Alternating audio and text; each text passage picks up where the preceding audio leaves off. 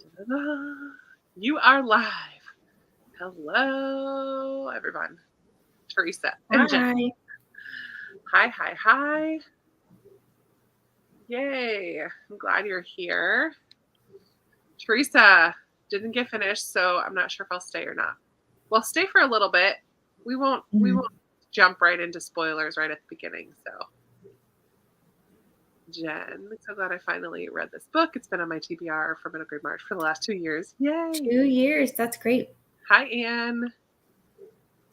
Hi, PJ.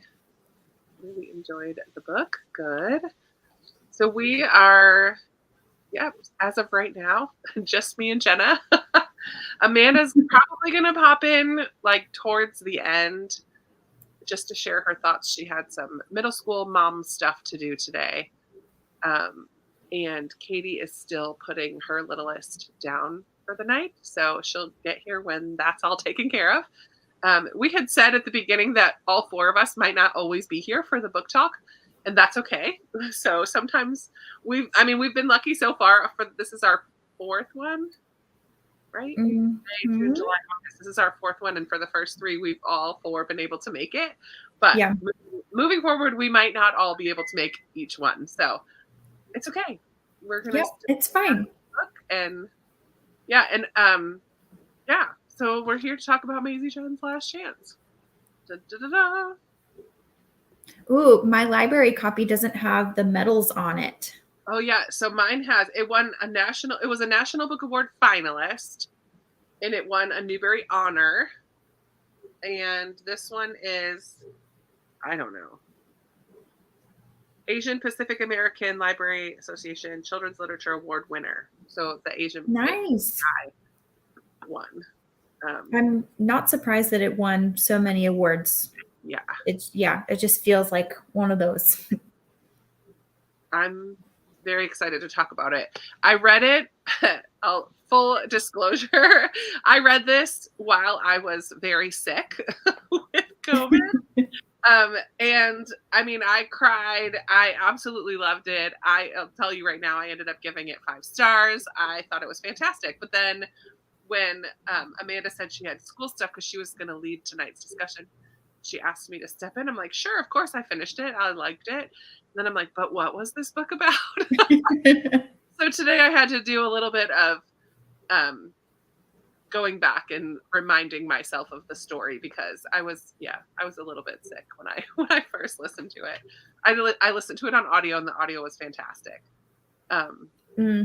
Yeah, I tried to get an audiobook copy. I just could not find one. There were really long hold lists for my library. And anyway, I bet it would have been really good on audio. Yeah, it was. I really enjoyed it. So Jenna, why don't you go ahead and in the comments too. Let me see. I'll just pop in a little bit of these catch up here. I read all in one day yesterday. Wow. 5-star for Terry. Finished it a couple days ago. Nice, Jen. Really enjoyed this. Happy I read it. Thank you for asking. Right now, at this moment, I'm congested. I still have a little bit of a cough. That's the only really lingering COVID thing is the cough. And just tired. This is my first week. I basically had 3 weeks off because I was in Nicaragua for a week. And then I was home for 2 weeks because I kept testing positive. Even though I was feeling better towards the end of the second week, I was still testing positive. So I stayed home for 2 weeks, and now I've been at work for 3 days in a row, and I'm kind of tired. I'm not going to lie. I had a very busy weekend and then 3 days in a row of working. So I'm feeling a little bit sleepy, which is probably why I'm more congested tonight, but that's all beside the point. I'm feeling good. Andy enjoyed this one. Andy read this last year, gave it 5 stars. Wow, everybody seems to be really enjoying it. I love that. Did both audio and read. It was really good on audio. Yes. Pam, they are in a highlight, I believe, on our Middle Grade March Instagram. Is that true? It's so on the Instagram, it's pinned to the to our profile. It's like at the top. You can see them all there, or you can go to our website, middlegrademarch.com, and they're all listed there too.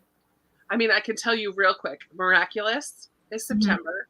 The Graveyard Book is It's for October. October. Free Lunch is a nonfiction for November.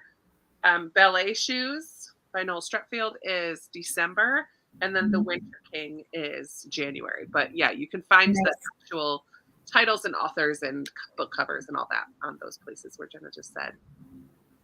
Yeah, we will get into all of this. But Jenna, why don't you go ahead and share kind of what your general thoughts were about this one? I've heard it a little bit, but Yeah. tell the people. Sure, I will tell the people. Okay. So I really, really liked this book. I think it did a lot of things really, really well. Namely, it it was really engaging the entire way through. I'd never wanted to put it down. I always found myself wanting to turn the page. I think that's partially because the chapters were so short, that I was just like, okay, another one. Okay, another one.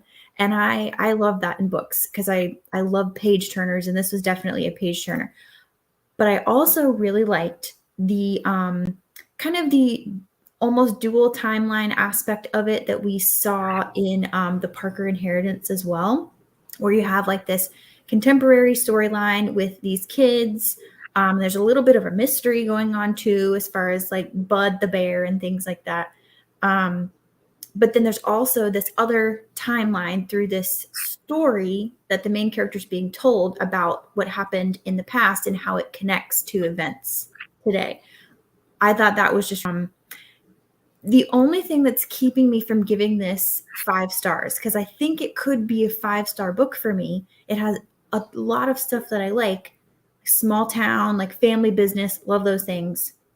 But the writing style, I had a lot of trouble connecting with because I just found it to read, and I don't see this as a negative thing in general, but for me, I had trouble connecting with the writing style because it read so young.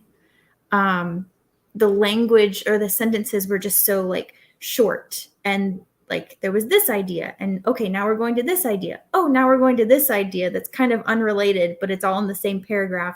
And I just found it to be a little jarring. But I think that's also just me being picky with my writer brain. So, so I don't know. I loved everything else about this, but the writing style is not my favorite. I'm wondering Yeah. if you, because I didn't pick up on that. Uh, I mean, in the audio, I really loved the audiobook. And I think if I saw like the short sentences and like, I just don't, maybe because get so invested emotionally in a book that I Yeah. don't pay as much attention to the writing style. And I'm not a writer. So you're coming at it from a perspective of someone who's writing consistently and writing your own books and all of that. And so you're coming at it from a little bit different of a background than I am as well. But I did notice, it did read a little younger than other middle grades that we have read and loved. But I didn't see that at all as a negative, because I do think it still tackles some pretty hefty stuff. But and you acknowledge that, you just think that the style of the writing. Yeah, and I definitely don't see it as a negative thing because it's the audience is middle grade. Right. And it reads like a true middle grade book. It doesn't read like something that would mostly appeal to book clubs like this of Right. grown adults reading Right. middle grade books, or mostly grown adults reading middle grade Right. books. Like for example, The Girl Who Drank the Moon, like I would say that that's pretty popular among kids, but I would say it's even more popular among adults. Right. At least from what I've seen. And that's because the writing style doesn't read very young. Right. So I don't know. It's definitely not a negative at all. I would recommend this to any kid that's looking for like something that's contemporary, but maybe they also like historical fiction too. It's just, something's missing for me to give it that 5-star. Okay, but I'm going to push back at that a little bit. Okay. It is a middle grade book. So you're not going to get a star for not having a writing style that appeals to you as an adult. but it's not necessarily meant Yeah. to be written in a way that's appealing to you as an adult. It's supposed to appeal. So it does what it's supposed to do. You're right. Isn't it fair to dock it a star when you acknowledge all these other wonderful things about it? I'm just pushing back. I don't know. I just don't know. Hi, Katie. Hi. What you're talking about rating? Yeah. Yeah. So Jenna just kind of shared her thoughts about it and really, really liked it, except for the writing style, which reads a little young and a little bit choppy. Did you listen to it or read it physical? Physical. Okay. Yeah. How far, Katie, where are you at with it? Oh my gosh, I'm so close to the end, but I haven't quite made it. This is the first time when I've got like, I'll finish it tonight, and I don't mind if I hear spoilers. That won't bother me. Okay. I've got like 50 pages left, maybe. Okay. A little less probably, but I do have thoughts because I know we've been we've talked a little bit behind the scenes about this very thing, and I was reading it.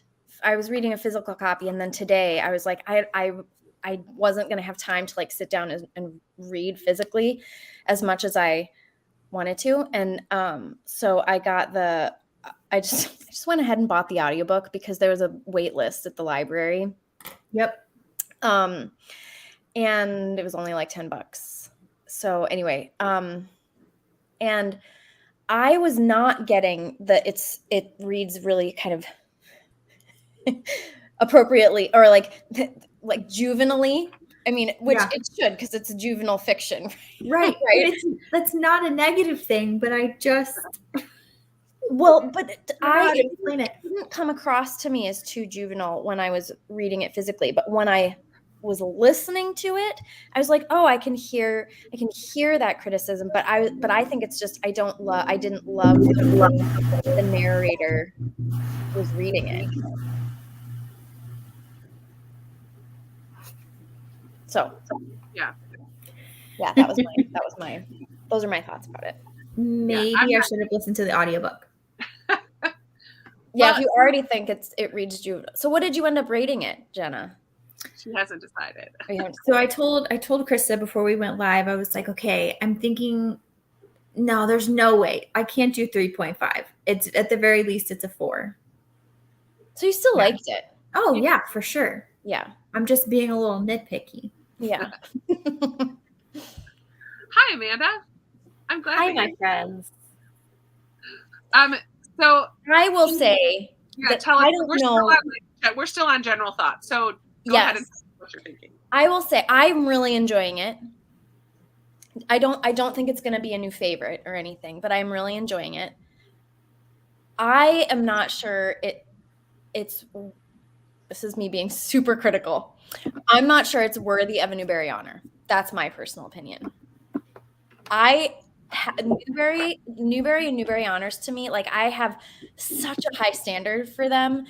And while I don't think the writing is bad, I don't know if it meets my expectations for a Newbery winner. That's my opinion. But but like that doesn't affect my like enjoyment of the book, you know, like I'm enjoying it. I really like Maisie as a character. I like the story, etc. And I do think that it, and like I said, it's not like I think the writing is bad. And I think the writing is written for children. Like it matches the target audience. But I don't think it's going to stretch kids either. And I think Newbery books should stretch their readers. Agreed. Amanda, what'd you think? I agree with a lot of what Katie said. I mean, I just popped into the last part of what she said, I guess, but I definitely agree with a lot of what she said. I felt like it was very choppy. I felt that it was written very young. I was not expecting that. I wasn't expecting it to be as juvenile as it was. And I felt like it it just wasn't enough for me. Like, I wanted more. I wanted more story. I wanted more impact. It was very anticlimactic almost. Like, stuff happened, but it just wasn't dramatic enough for what I was expecting and what I wanted. What kind of my expectations were built up to be. I had heard such high praise for this book, and so I had very high expectations going into it. And unfortunately, those expectations were not met. I did enjoy it. I enjoyed the historical content. I thought it was interesting because it's definitely a piece of history that is not talked about an awful lot, and especially in a middle grade format. I don't know as though I've ever heard of somebody talking about this piece of history before, but I felt like all the characters were just a little too shallow. Like, they weren't deep enough. It wasn't deep enough. It wasn't enough for me. I wanted so much more out of it. And so, yeah. I think it's so funny because I think I was enjoying it a lot more when I was reading it physically than when I started to listen to it. But I also think that I agree with you, Amanda. As I was listening to it, I was thinking, I don't feel like I really got to know. And once again, like I don't mean to be saying just start out so negatively, because ultimately I'm enjoying it. It's a fine book. It's good. Like, I probably am going to rate it 4 stars. So it's not like it's not like it's a like. No, it wasn't bad. It wasn't like I'm closing the book and going, well, that was a waste of time. Right. It's definitely not bad. I actually think that I wish that there's some middle grade books where you feel like the characters like pop out of the page. And I don't feel like Maisie popped for me. I would love to hear if other people disagree with that. I gave this book 5 stars and I absolutely loved it. Oh, that's wonderful, Krista. Krista's been dying the whole time. So glad. I was like, I got done with it. I said earlier, I listened to this while I was very sick with COVID, though. So I'm like, I wonder if later, when I'm not, if I would feel the same. But I really loved it. I loved a lot of things about it. But yeah, it was a big hit for me. I loved Maisie. I loved her writing the fortunes and the fortune cookies. She had a lot of wisdom. That was my favorite. We had a lot of wisdom. Her writing the fortunes and the flashbacks to Lucky's story. I love Lucky's story. I was like, I want all of Lucky. That's what I want. I loved her learning how to play poker with her grandpa, but then like how that translated into other things and how she could read the tells that other people had. And I loved how she learned to speak up to herself about the bullies. I loved the mystery with the bear, just like kind of made me laugh at times, but also was a little deeper than you think at first. And I loved that Maisie also made mistakes. Her snap judgments of people a couple times were wrong. And I love that. So she wasn't like a perfect character. Because I saw one review that said she was a little bit too much like a Pollyanna, like a little too I didn't get positive. That. Yeah, I didn't see that at all. I didn't see that either. So I was like, a Pollyanna. Pollyanna's like sickeningly sweet. She isn't. She's but like very optimistic and kind of hopeful and like not as. You're starting off with her complaining about being there. Yeah. Like, I think she's like, people wanted her to be even more angsty about the fact that she had to move away and be away from her friends for the summer. And I'm like, okay, but she was a little bit cranky about all that. Mm-hmm. I don't know. I really liked Maisie, and yeah. I don't know that she is someone that's going to stay in my brain for a long time, like other middle grade characters. Like I understand that. But I I loved it for what it was and gave it 5 stars. Well, And I'm we love glad. that for you. Mhm. Yeah, I'm We're gonna go back definitely not and alone. There are lots of people, Yeah. Lots of people agree with you. Yeah. and I am Yeah. so glad. I'm so glad so many people love this book. let's talk a little bit. So here's the historical part. Was a big part of the story. The grandpa telling Lucky's story and the paper boys, Paper Sons. and paper sons. Yeah, was that something that was familiar to you guys, or? Like, Not I that knew about the Asian Exclusion Act, and I knew that about the railway Mhm. workers. Say that 5 times fast. Yeah. I knew about that. I wasn't familiar with the whole concept of paper sons. And I did find that fascinating. Yeah, Fascinating. same. I knew the history up until Paper Sons. I didn't know about Paper Sons. same. Yeah. Mm-hmm. Yeah. As soon as they said that, I was like, wait, what? Yeah. I that's one thing that's bumping it up a little bit is it's teaching me things.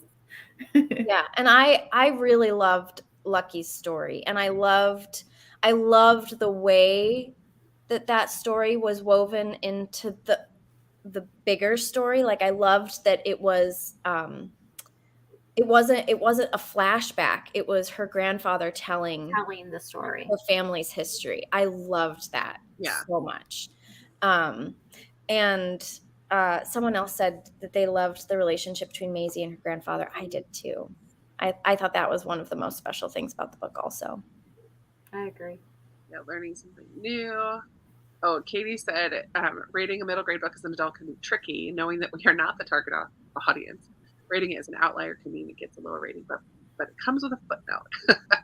No, it's very true. And especially as, all 4 of us read a lot of middle grade. And so it's like, do you rate it? I mean, I guess that's probably a topic for a different day. But do you rate it based as like your experience as an adult, or do you rate it as, like it is what it like as a child, like written for a child? Yeah. I have to think about that one. I mean, I no wrong answer because it's okay. I love that point, but I also think that as like we have like as adult, I do think that we have a place as adults to rate children's literature because it's adults who are producing the children's writing, producing, marketing, handing these books to kids. So like there's absolutely a place for like if we weren't reading children's literature critically, then children's literature, I mean, it wouldn't exist without adults. So I do think like there's like, do we need to think about how kids will read it and like take that into account? Yes. But I think that like it's an important, like adults reading it and reviewing it and thinking critically about children's literature is still an important, I don't know, part of children's literature. I agree with that. Yeah. But also ratings are so subjective anyways. They are, absolutely. Well, and I think it's harder when you are rating a book that is written maybe for younger middle grade like this one is. Like this is something I would hand a 4th grader, no problem. Whereas something like When the World Was Ours, I would not necessarily hand to a 4th grader. Right. That's more 6th, 7th grade. So and that was one, I know Krista, you did not agree with this, but I love that book, right? But it was written for older kids, right? And so I think that it gets a little tricky when something is written younger and you don't jive with it because it was written younger, right? Like if that's one of the sticking points, I think that then we can kind of get into a little bit of sticky ground because although I'm gonna push back a little bit again because that's fine. Like, do you guys have like young readers that you've read and loved? Because I do, like written for kids that are like 6, like first beginning to read, like 6-7 year olds. Yeah. Like Beverly Cleary books. Yeah, I love that. So, but I'm thinking of like Kate DiCamillo has the Mercy Watson series, Oh, yeah. which are absolutely hilarious and delightful. Or one that my kids love recently is one called Cornbread and Poppy, which are about two little mice. And Right. Yeah. they're so stinking cute. They should read The Adventures of Sophie Mouse. Mouse. I was gonna say my 9-year-old read a lot. We read a lot of Sophie Mouse. They're so Okay. cute. I want to write Sophie Mouse. I want to live in that Right. world. It's Right. So So like, cute. so I think that like, and those are written, like all of those books are written, or Ivy and Bean is another one. Those are all written super, super simply and like targeted for 6-7-year-olds. And so like, I think we can all be discerning, right? That, so it's not only that it's written Right. more juvenilely. There's something about the writing itself that probably doesn't work for you, even though it's a younger middle grade. Maybe. Yeah. Mm-hmm. Mm-hmm. 'Cause, like, those are written even younger. Right. I'm like trying to remember, and like a Sophie Mouse, like I would probably. It's one of the things I know for me personally as a reader, though, is that I don't necessarily jive with juvenile writing. Like that is something for me that I will get hung up on, regardless of whether it's written for a 6-year-old or a 9-year-old or an adult. You know, like right. But what I'm saying is like those books are written very simply. But like I love the writing, and like at least in Cornbread and Poppy and Maisie and Mercy Watson, like I love the writing in them. They're simple, and there aren't a lot of words, but I love the writing. Anyway, I get your point. Yeah. I love this. I think this is probably what I do too. I get so emotional. Like Katie said, I try to inhabit my inner child when I read middle grade stories. It's my habit to place myself in Maisie's place in this situation. I'm seeing the story through her eyes and experiences. Mm-hmm. And I love that because I think that's how I read too. I'm very much an emotional reader. Mm-hmm. Very much. Like that's why I'm really bad at trying to figure out mysteries when I read a mystery, because I'm in it. I'm like one of the characters in the book, learning along with them. I'm not thinking super critically typically when I read. Of course, if something is jarring or like major that stands out to me, that's one thing. But I don't think this was that. Like, yes, it was written younger, but it didn't bother me at all because I was just in the story with Maisie. I was feeling the feelings. I was learning about Lucky with Agrippa and playing poker and writing. I just loved. I love that. I do too. I think that's the most fun way to read for sure. Absolutely.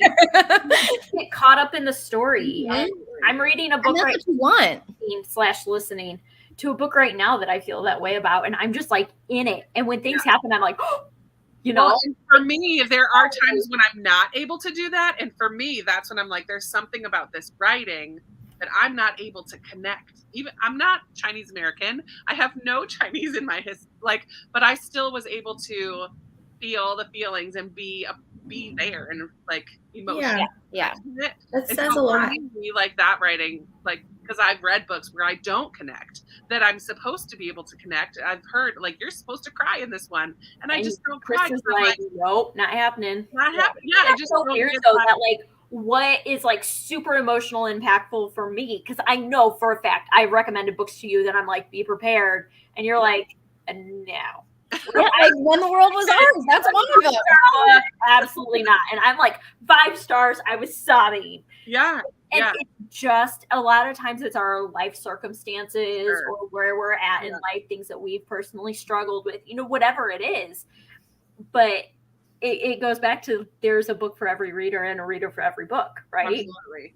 And even though Krista and I specifically have a lot of overlap in our interests and what like might be buzzwords for us in books and the types of books that we like, we don't have a ton of overlap of like 5-star books. Yeah. We really don't. I know. It's so funny. There are a lot of books that we both have read and we're like, yeah, we both like it. Yeah. And I don't think I've ever read a book that Krista has recommended and been like, girl, yeah, you know. But there have been a few that I have recommended that Krista has said, what? Why would you recommend this?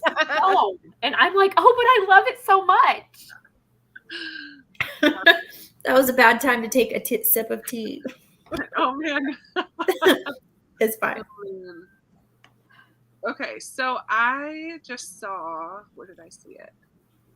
Katie says this was more character driven than plot driven. Do you agree or disagree? She also wanted more from it, like you guys. Well, I'm a character driven reader in general. I'm a very character driven reader. So I don't know whether I agree. Because I usually, but once again, I feel like my experience, what? Did you finish the book? I have like 50 pages left. Okay, no, I just didn't know, like, as you're talking about it, are you talking about it as somebody who's read 30% of it, or somebody who has read all of it, or like I've read. For my own, like, how I respond to you, I'm questioning. Oh, well, I don't care if it's spoiled. You can spoil. No, not that. I just like do you think that like if I finish it, I'll have a different reaction to it? No. I feel like you've already kind of been spoiled about the grandpa thing, right? I mean, I saw that coming from a million miles away. Yeah. I think everybody did. That's really, I feel like, the only spoil, and like who hit the cow. Yeah, I don't know that. Who was that? For me. That I think those are the two things. What? You don't know who hid the bear? No. Or the bear. Sorry. That has not been revealed yet, but it's gonna be spoiled, so you might as well tell me. I didn't see it coming. I didn't either. I loved it. Coming either. I loved that Maisie figured it out too. Yeah. So I feel like those are the only two like things that happen. I feel like at this point though, you've probably gotten a good gist of the writing style and the way that the book makes you feel. So yes. Anyway, go ahead about character and plot and all that. Yeah. So I actually feel like I mean, I do see that it is a bit character driven. It's, I guess maybe it's just a character driven novel in which I don't feel like I've particularly Maisie. I just want to know, I want Maisie to pop a little more. That's my one thing. So like it's a character driven novel where I feel like I could have gotten more from Maisie in terms of how how her character was fleshed out. I definitely feel like most of the plot happens in the Lucky storyline. Yeah. Definitely don't feel like there's I mean, stuff happens, but I don't feel like it's a very propulsive. It's not like she, you know, it's a lot of scenes with her grandfather, and there is there is some like fun adventure-y things, like when she goes in search of, or like when she follows Eric and his friends to find Bud, and like finding Bud, and like that there is those kind of moments. But I think I agree with you. I don't think it's Maisie's story is not super propulsive. No, she's not extremely driven, and except when it comes to figuring out who stole Bud the bear, and also her goal of, you know, getting her grandpa to continue telling the Lucky stories. Mm-hmm. But even that was just a small little tidbit, usually at the end of chapters. I didn't get a great sense of like, what is it that Maisie's really trying to get out of this? Because at the beginning she doesn't want to be there, and then gradually her mind is changing, but then there's no like goal, there's nothing really driving the story, like when you really break it down, until we're hearing a writer's perspective here. She's thinking I love this because I am not a very analytical reader. Like, I'm just like, yep, that was good, nope, that sucked. Like, that's pretty much my thoughts on a book. So I'm loving this, and like the way that your brain works, Jen. I absolutely yeah, like you're thinking like a writer, like how you would. I've become more critical ever since trying to write my own, because it's so hard, guys. It's so hard, but it's also very fun. Mm-hmm. Well, you got to make everything hang together. Yeah. Every choice your character makes. Yep. So many things. Okay. I think he did too. So spoilers coming now, friends. So I think there was Terry also hadn't quite finished. If you want to pop out, or else just get spoiled, because it's coming. Go through the comments because it's already there. Yeah. So Bud the Bear was one of the fun kind of mystery aspects in the present day timeline. He went missing. And it also kind of brings in the racial slurs, Component. like I don't think stealing the bear initially was meant to be a racial thing, but it just was used by bad, selfish man to get more accolades for himself. Mm-hmm. Oh, so wait, so it was the Yeah. I was saying it was the mayor. Yeah. Wow, that makes okay. So the guy who had the paper. yeah, the mayor. That makes so there was a nice bit of foreshadowing at one point when Maisie's like, well, isn't it like doesn't this draw bad, doesn't this draw bad attention to the town? And he's like, oh, what does he say? He uses that This is good, or all press is good press. yes. Something like that. Yeah. So he had won an award a while ago, wanted to try to win it again. This was a big news story. And he just made it. He had so I guess what he had written about it too close to the deadline or something. Like he had written about it before it actually fully happened. Mm-hmm. So that's what Maisie figured out. Because she was going Or to try like she wanted to put something in the paper, and he said, well, everything has to be submitted 2 weeks before it's actually printed. And then she like puts together that when the article had to have been submitted was actually before the crime had taken place, even though it was published after it had taken place. Oh, something along those lines. Wait, so maybe is this true? Maybe that might be true. The kids. That's what I was just trying to look up. I think that is what happened. Like Eric and maybe his They were buddies, just like doing a prank, but then So Right. then, right, that's true. And then the mayor made it the mayor made it he racial. put the spin on it. right. right. Which would make sense though, because that's what turns it into a bigger story. Yeah. Mhm. That's right. So Debbie, you were right. It was kind of both. The teen. Okay, here's my question for the group. How many towns do you know that have a well in it that a kid can drop their phone down? Not very many.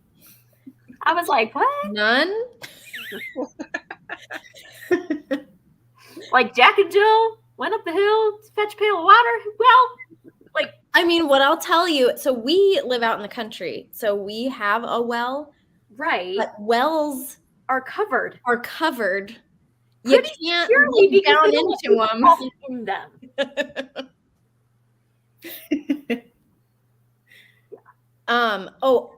I loved too the reference. So I went to St. Olaf in Minnesota, which is in Northfield, which is mentioned in the book because that was Jesse James' last stop with his Oh, right. posse, and that's where they had the shootout at the bank. And so it's talked about in the book. And every summer at St. Olaf or in Northfield, they have Jesse James Day. So anyway, I loved that little mention of my alma mater town. That's I love cool. that. Yes, I loved the story of. Was it Walter, the guy who made the brats, who used to be friends with Oh, Werner. yes. The German guy. Yeah. The German? Yeah, German. Yeah, and how Maisie started getting first just the food and bringing it to Grandpa to give him something different to eat, but then Warner, that's the name. Thank you. And then how Warner started coming over, and even though they still weren't talking quite yet, he still tried to heal that relationship little by little. I just thought that storyline was really cool. It was cute. It was hilariously adorable how they refuse to talk to each other, even though they're like sitting in the same room and they're like watching Carlos. Reacting the same to the cooking show. Yeah. Like, Okay, can I ask a question that I don't know? Did Carlos ever come to town? No. He did send a letter. I know I got to the letter and it was like a form letter, but then he wrote on the back a little bit. I was really hoping that we'd get to see Carlos. Me too. What a bummer. Mm-hmm. That's funny. Yeah, and I loved that the grandma, is it Oma and Opa? that she called them. That's what I was pronouncing. I loved that Oma knew that he was And eating. I love that they call him Oma and Opa because isn't that's German, Yeah, that's German and not not Chinese. Yeah, German and Dutch. Yeah. I love that. Yeah, the Lady Macbeth, Debbie said, and then Katie agrees. That storyline was really cool as well. And I loved it because it was an example of Maisie not getting things right Yes. every once in a while. She made some assumptions. Yep. About Riley too. Yeah. Mhm. Bad Carlos. Bad Carlos. Just go visit this man. Yeah, I noticed that Maisie started calling Lady Macbeth Lady Beth after she had that conversation and realization. Like she was like, her thoughts changed to Lady Beth. I thought that was cute. I knew there was something going on with Lady Beth where she was like secretly a good guy. Like I knew she was the one that lived in the mansion. It reminded me of this other character that now I can't place, like from a movie or something, that like lives in a creepy house and they turned out to be like really nice. I can't remember. I don't know. Like a Boo Radley situation. I was going to say Boo Radley. Yeah. I feel like that is sort of a or like the to reference this movie for the second book club in a row, The Sandlot. Oh yeah. Oh, okay. Okay. Yeah. Yeah. Oh, I forgot to report back that I watched the girl baseball movie. Oh, you watched I did. A League of Their Own. I did. I'm so proud of you, Amanda. And what did you think? It was fine.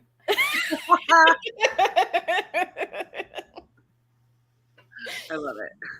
I mean, I can never watch that movie with fresh 2023 eyes because since I saw it as a kid, so it holds a lot of nostalgia for me.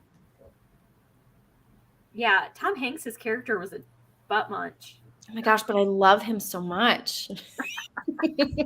I do. So rude. He's terrible, but I love him. Horrible. There's no crying in baseball. There's no crying in baseball. All right, I'm bringing it back. Sorry. In. So at the very beginning, before the book even starts, it says no story starts at the beginning. Did that?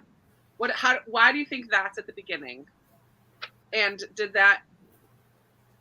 you notice it or kind of gloss over it as you were reading? I definitely noticed it, but then I didn't go back to it with the story's perspective in mind. I didn't even. Usually, I love to read the what would you call that? Why can't dedication? I mean, it's not the because there is not a dedication. the dedication. It's like the. I don't know what you call that. Well, there's a name for it, but I can't think of it. Usually, I do pay attention to that, but I didn't. I totally glossed over it. Did you pay attention to it, Krista? What do you think? No, I didn't notice it. I didn't remember it at all. Did you listen to it or read it? I listened. Okay. Now I'm not even sure what is the meaning behind it. I'm like triple guessing myself. Epigram? Prologue? It's not. Let's see. I'm not. No story starts at the beginning. Epigram? Where does it start then? A pithy saying or remark expressing an idea in a clever and amusing way. It is sort of an epigram. But is there a name for an epigram at the beginning of a book? I don't know. I don't know. Where does Lucky's story start? I mean, according to Julie Andrews, we start at the very beginning. But dude. Because it's a very good place to start. But the beginning is sometimes in the middle. We begin with ABC. Well, I guess I mean, think about it. It's called an epigraph. Epigraph. An epigraph is a short quotation, saying, or poem that is used in novels. There we go. Okay. Oh, wait. So, Debbie said, do you epigraph have this is- jacket? I got to go get my book. Oh, no. Mine is printed directly on the hardback. An epigraph is the epigram at the beginning of the book. Nice. I mean, I guess we're starting at this random summer where she has to go live with her grandparents. You kind of learn as you go. You start to see like Werner and Opa's relationship, and you see the mom, Oma, and the mom's relationship. Mm-hmm. You don't know why there's tension there fully. And so you do kind of start right in the middle of this. And you start sort of in the middle of Lucky's story also, because you don't really see his life in China before he moves to the United States. Yeah. Mm-hmm. That's true. Yeah. So it doesn't start at the beginning of everything. It starts right in the middle. Mm-hmm. Okay, what did we decide? We're talking about how everyone's story doesn't start at the very beginning, you know. It starts where Maisie has, you know, is spending the summer with her grandparents. It doesn't start. Yeah, there's more to every story. Yeah. There's no real beginning because there's always something before. Yeah. I like that. I like that too. And that's always true. And that even Maisie's story doesn't begin with her birth, but continues from Exactly. her family legacy, which she's learning with the story of Lucky. Exactly. Yes. Yes. Mhm. Yes. Good. Yeah. Oh, Debbie, I don't have one. It's just like one of those library, like printed directly on the hardcover. That's my I favorite. do have one. I just had to go find it.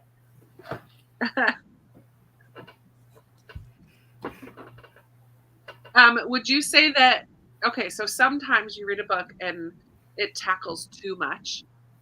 And this one does tackle a lot of different things, like the historical story, but there's a little bit of bullying. There's a little bit of this mystery with the bear. There's the family dynamics. There's racial tensions and slurs being thrown out there.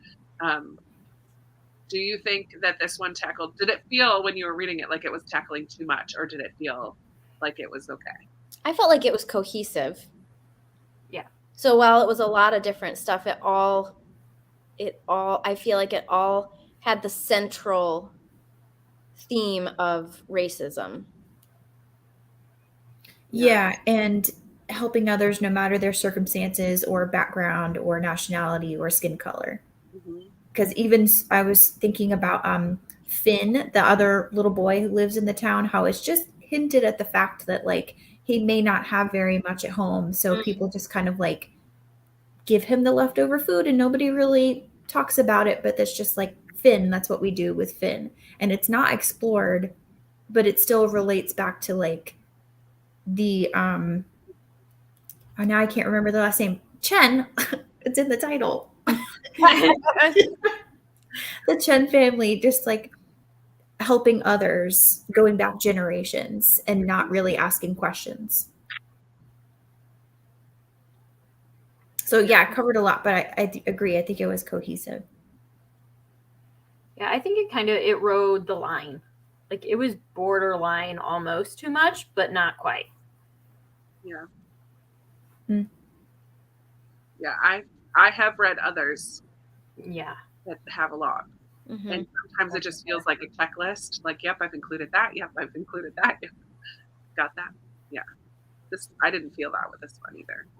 Felt like it came together. We got prejudice back in history, and then present day prejudice. Everything had changed. Nothing had changed.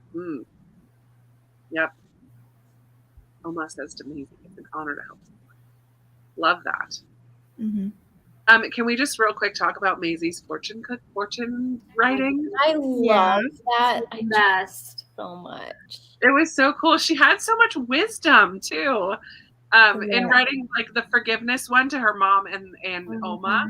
Like what is it? It was like forgiveness is I haven't hard. gotten to that part yet. Oh man. Fighting is easy, forgiveness is hard, or something like that. What she put to them, something along those lines.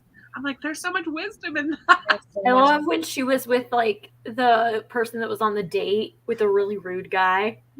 She was like, you could do better. Yes, I loved that too. Oh man. Oh, or like the family with all the kids that were like trashing everything. Oh man, there were some good ones in there. Like, your mom is awesome.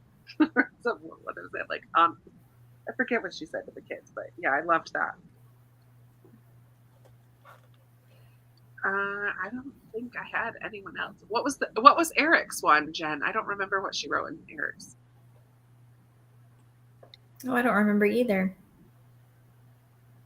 Looks plus Chinese food equals happiness. That was a good one. I do remember her giving it to Eric. What was it? It was it's not gonna come to me.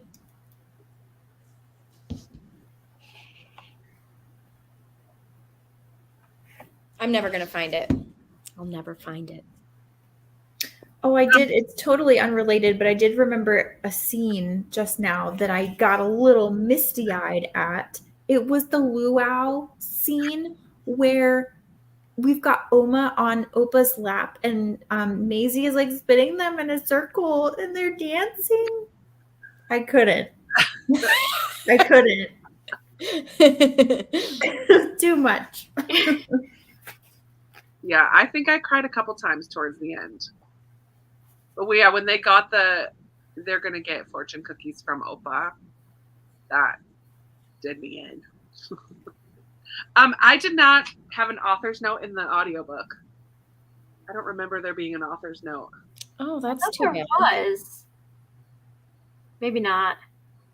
I'm gonna read this tonight after we get off because there's pictures of her family and like restaurant work and like, yeah, there's a lot of pictures and stuff about her family. I'm like, I need to read this. Whoops. I want to just recommend a read alike that's not about Paper Sons, but it is about the Chinese Exclusion Act, and it's Four Treasures of the Sky. It's an adult historical fiction. And that was the first time I even heard about the Chinese Exclusion Act, and I was like Googling and like one more thing to be mortified about in our history, right? Like, it just was horrible. So yeah, Four Treasures of the Sky by Jenny Zhang something. Four Treasures of the Sky. It's an adult historical fiction. About, a young Chinese girl who is snuck over to the United States for nefarious reasons and then ends up in the Midwest as well. So the Midwest turns out to be a place where a lot of people made it, which is interesting. Yep. I'm still looking for Eric's fortune. I didn't find it, but I found the one that she made for the Noisy family. Your mom is a secret superhero. Smart children don't throw food. Whoever's quiet the longest wins. Santa watches all year long. I love it. So sassy. The one thing about listening on audio is that you miss that the fortunes are actually like written out like little fortunes. I missed just the difference in, there was something else I just passed, like a headline or something else that was bold and in the middle. I don't know. Mm-hmm.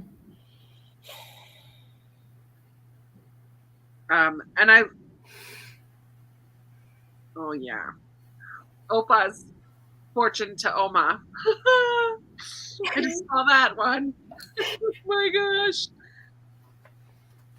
Man.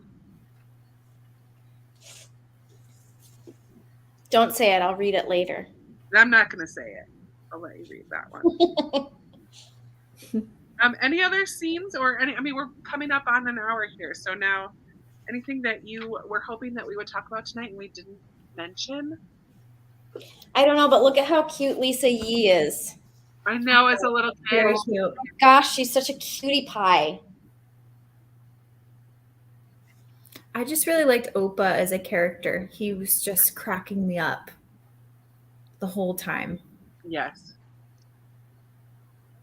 Oh, and it's something small, but if you look on the cover, you can see that Oma is actually looking toward Maisie's mom, Charlotte. like Opa is looking at Maisie and then Aw. Oma is looking Mm. at Charlotte. I thought that was a nice touch.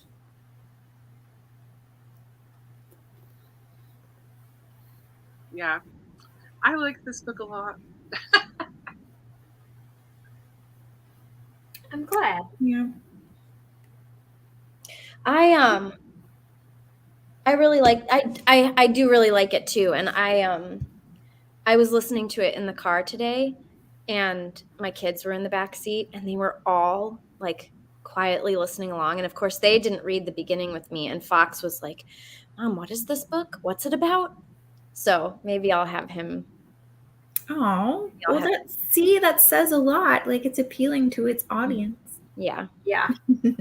I definitely could see kids really diving with this. Yeah, it was a good one. I think, I mean, I'm pretty sure that I gave the Parker Inheritance 4 stars. Pretty sure that I did. And I want to give this one 4 stars, but I'm pretty sure that I liked this one more because I Same. just felt more, Same. I did feel more connected to it. But I think that the Parker Inheritance's writing style is more appealing to me. So it's hard. Tricky. Mm-hmm. I love it. All right.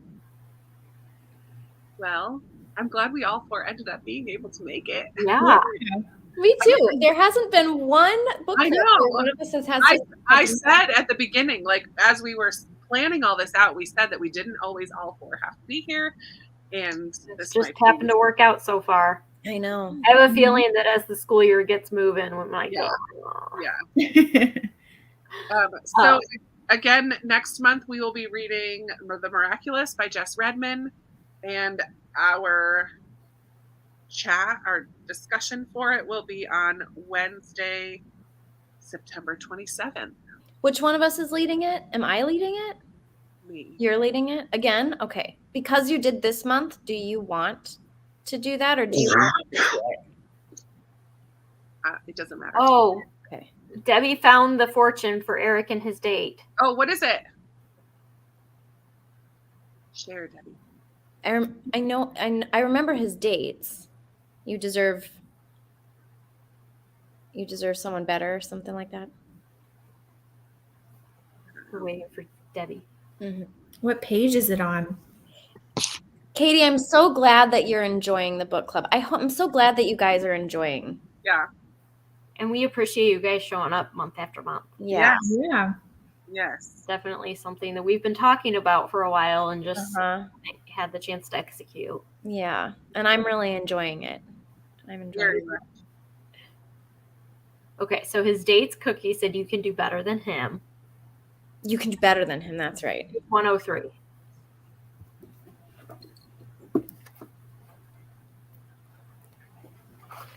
I'd have got there eventually.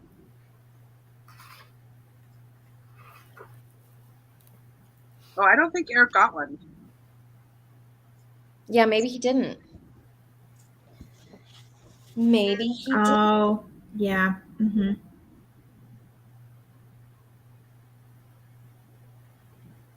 Nope, it doesn't look like he did. But yay, the only one you've kept up with, Jennifer. I love it. We'll take it. All right. You know what? That's why this book club is great, because middle grade books are easy to get done. Yes. Even though I didn't get it done. Well, and hopefully, I mean, Commitment. The Miraculous is a little older. She has at least 2 others that have come out since then. So hopefully it's easy to get a hold of through your libraries, or cheaper on Kindle or whatever, so that you can get your hands on The Miraculous for September. And I have a feeling you might need some tissues as well. So Yeah. Yeah, my memory of the synopsis is that it's gonna be sad. But thank you so much for joining us, everybody. We loved having you. And thank you for all your thoughts and joining in the conversation. And we look forward to chatting with you next month. In the meantime, happy reading. Bye, guys. Bye.